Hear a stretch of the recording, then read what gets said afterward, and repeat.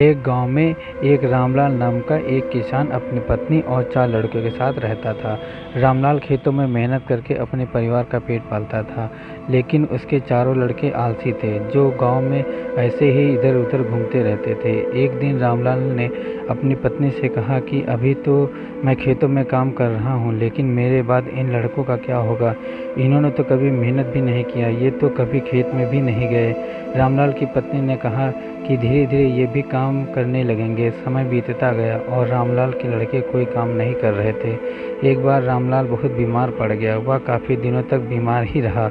उसने अपनी पत्नी को कहा कि वह चारों लड़कों को बुला कर लाए।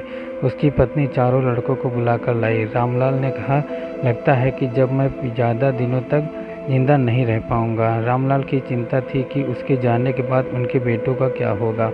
इसलिए उसने कहा, बेटों, मैंने जैसे जीवन में जो भी कुछ कमाया है वह खजाना अपने खेतों के नीचे दबा रखा है। मेरे बाद तुम उसमें खजाना निकाल कर आपस में बांट लेना।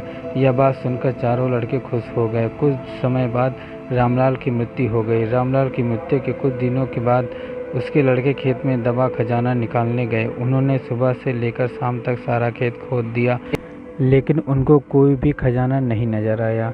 लड़के घर आकर अपनी माँ से बोले, माँ, पिताजी हमसे झूठ बोले थे, उस खेत में हमें कोई खजाना नहीं मिला। उसकी माँ ने बताया कि तुम्हारे पिताजी ने जीवन में यह घर और खेत ही कमाया है, लेकिन अब तुमने खेत खोद ही दिया है तो उसमें बीज भी बो दो। इसके बाद लड़कों ने बीज बोए और माँ के कहने अनुसार उसमें पानी देते गए। कुछ समय बाद फसल पककर तैयार हो गई, जिसको बेचकर लड़कों को अच्छा मुनाफा हुआ, जिसे लेकर वह अपनी माँ के पास पहुँचे। माँ ने कहा कि तुम्हारी मेहनत ही असली खजाना है, यह तुम्हारे पिताजी तुमको समझाना चाहते थे। सीख, हमें आलस्य को त्याग कर मेहनत करना चाहिए। मेहनत ही इंसान की असली दौलत है।